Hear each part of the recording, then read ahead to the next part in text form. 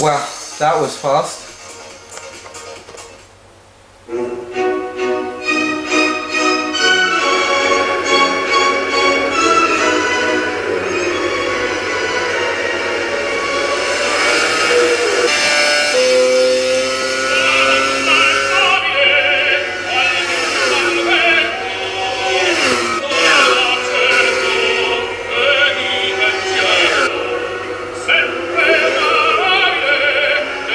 Whoa, cut the music.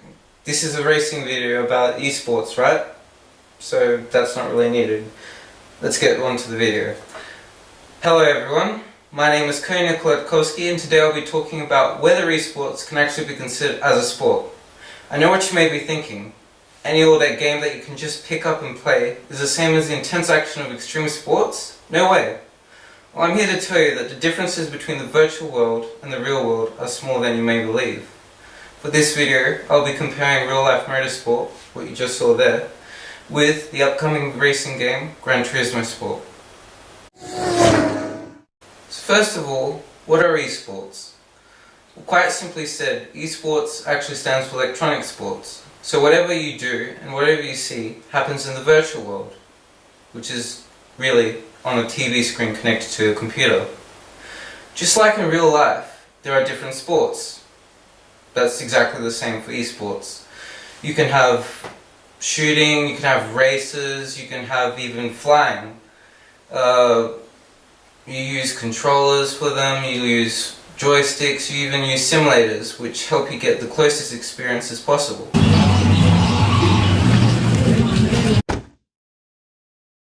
Now, I know what you people may think. The health issue for gaming is bigger than any risk. You damage your eyes, you get socially less active. But esports is actually on a whole new level. It's got much more mental and physical difficulty. You can compare it to sports quite easily. It's because of the intensity of the gaming, and because you have to compete on the highest level with the top gamers. Because of that, most of the esports gamers actually prepare to have better reflexes and endurance so they can play for several hours at a time.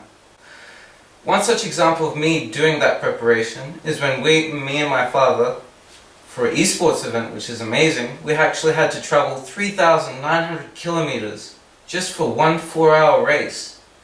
Now I know that 4-hour race just for 3,900 kilometers doesn't sound worthwhile, but it was. And to get prepared for it, I actually had to exercise, make laps of the track, and just communicate for better setups and so forth. As you can see what I'm wearing now, it's written AMG. Our manager thought, and on the hat as well, our manager thought that it would be nice, exciting, and plus we're driving a car made by this manufacturer. So as you can see also in this poster, we were driving their car. We felt more supportive, we felt like we were actually official. I mean, doesn't this look cool and professional at the same time? Now, like I was saying, us being sponsored by our team, just to look more official, that's really connected with the media, and just like any real sport, the sponsorship is the biggest and most important part of esports and sports today. It's what lets people play, it's what funds them, it's what gives them the right to actually do it.